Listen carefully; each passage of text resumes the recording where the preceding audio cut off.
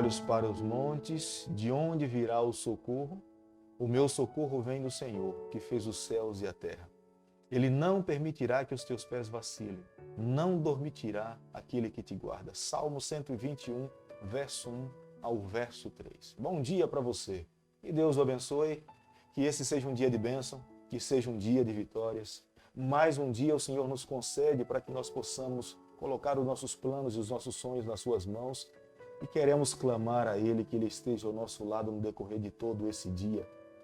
O salmista Davi, nessa manhã, nos abençoa com as suas palavras através do Salmo 121, verso 1 ao verso 3. Elevo os meus olhos para os montes, de onde virá o socorro? E ele mesmo responde, o meu socorro vem do Senhor, que fez os céus e a terra. É de lá que vem o nosso socorro, é de lá que vem o nosso auxílio, é de lá que vem a nossa proteção. Nós precisamos descansar nos braços do nosso Pai, nós precisamos confiar no Senhor, entregar a nossa vida nas mãos dEle e, consequentemente, nós teremos um dia de vitória, um dia feliz. Nós estamos estudando um livro abençoado por Deus. Eu não tenho a menor dúvidas de que o livro de Gênesis é um livro inspirado pelo Senhor. É um livro que nos mostra de onde nós viemos, das mãos do Criador dos céus e da terra. E, consequentemente, alguém que sabe de onde vem terá plena confiança para onde um dia ele vai voltar.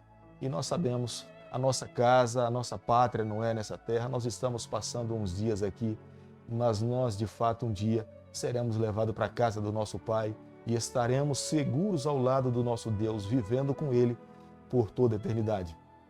Mas nesse momento eu quero convidar você a ter nas mãos o livro de Gênesis, capítulo 9, o verso 1. Abençoou Deus a Noé e a seus filhos e lhe disse, sede fecundos, multiplicai-vos e enchei a terra. A bênção do Senhor sobre Noé, sua família, sobre os seus filhos, estava acompanhada com uma aliança estabelecida 7 vezes. Com ele e com toda a humanidade, o Senhor estabeleceu uma aliança.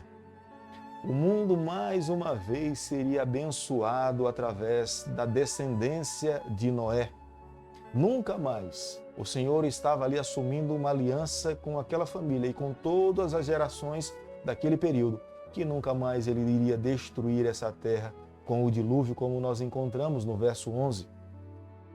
O sinal do arco-íris no céu iria trazer a lembrança para aquela família e para as gerações futuras que Deus não mais iria destruir essa terra com água. A fidelidade de Noé em sair da arca e oferecer um sacrifício a Deus, em viver uma vida de fidelidade antes do dilúvio, pregando, anunciando, falando que Jesus Cristo iria destruir essa terra com água, foi compensada uma prova com a declaração de Deus dizendo para ele que da sua família viriam as outras gerações futuras dessa terra e dele viriam os descendentes dessa terra.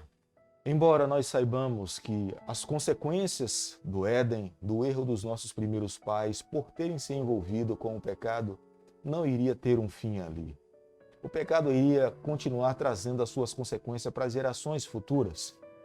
Mas nós precisamos entender uma coisa, que a essência do ser humano está extremamente relacionada ao tipo de alimento que nós ingerimos. Quando nós olhamos para a Bíblia, nós vemos que lá no Jardim do Éden, o Senhor estabeleceu um regime alimentar para os nossos primeiros pais, como está no livro de Gênesis capítulo 1, verso 29. Frutos e sementes.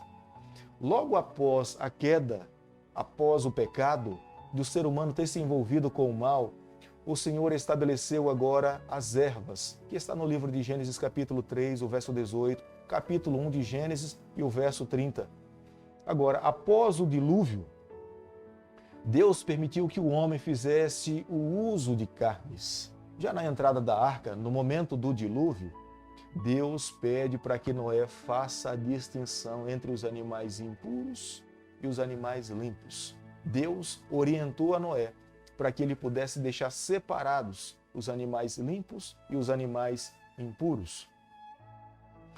Deus também estabelece para nós, como nós podemos ver no livro de Levíticos, capítulo 11, Deus ali especifica o tipo de alimento carne nós podemos nos alimentar.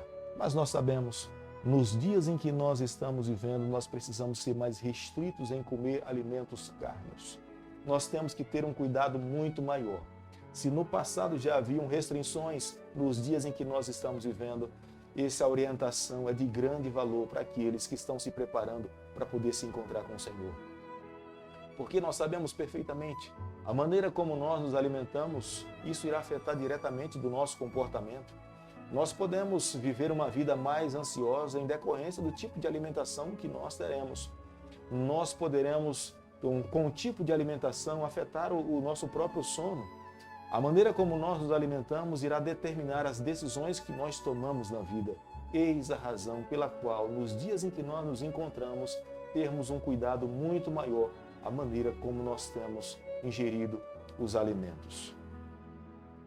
Mesmo Noé, sendo considerado por Deus um homem íntegro, um homem justo, um homem puro, Noé, vivendo na sua casa, um dia embriagou-se e se colocou sem vestimenta dentro da sua casa. Contudo, o erro de Noé não foi do tamanho do erro do seu filho Cão. Ao contemplar o seu pai, ao ver o seu pai despido dentro da tenda, relatar para os seus irmãos o que estava acontecendo dentro de casa. Cão revelou um caráter muito baixo, reprovado pelo seu pai e pelo céu também. Noé não lançou nenhuma praga sobre os seus filhos, mas profetizou o que iria acontecer como consequência sobre a descendência de Cã e os povos de Canaã. Sem e Jafé, pelo contrário, revelaram uma nobreza do seu caráter ao saber que o seu pai estava despido dentro da tenda. Foram lá de costas e cobriram a nudez do seu pai. Consequentemente, as bênçãos do Senhor acompanhariam a linhagem de Sem e surgiria o povo escolhido, diz Deus, o povo de Israel, do qual viria o Salvador.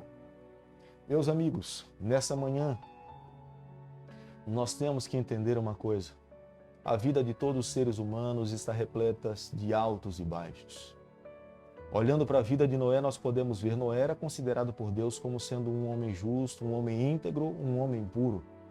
Mas num momento, numa fase da sua vida, Noé se envolveu com o pecado e vai no fundo do poço. Mas nós precisamos olhar a maneira como Deus olha para um ser humano quando se encontra aqui na face dessa terra.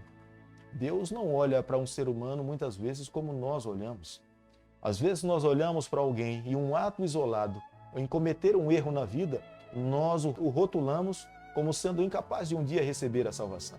Diferente do Senhor. Os olhos do Senhor, ao olhar para alguém que está sob a face dessa terra, se esse alguém, na sua trajetória rumo a Canaã celestial, se envolveu com o pecado, mas se arrependeu, abandonou o pecado, confessou o seu pecado e vive uma nova vida, ele é considerado por Deus como sendo um homem justo, um homem íntegro. Deus esquece o seu passado.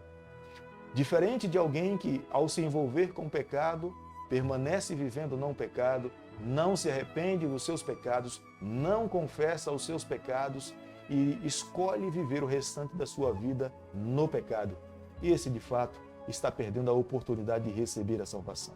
Mas aqueles que confessam os seus pecados, abandonam e deixam, esses são considerados por Deus como sendo um homem justo, um homem íntegro, um homem digno de viver com o Senhor por toda a eternidade.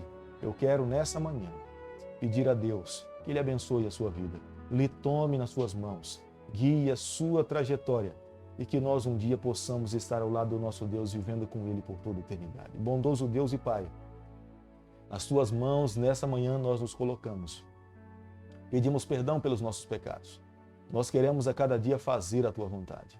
Fica conosco, nos toma nas tuas mãos, é o nosso pedido, é a nossa oração e nós fazemos em nome de Jesus.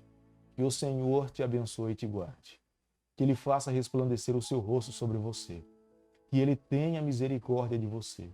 E sobre você nessa manhã Ele levante o seu rosto e conceda a sua paz em nome de Jesus. Amém.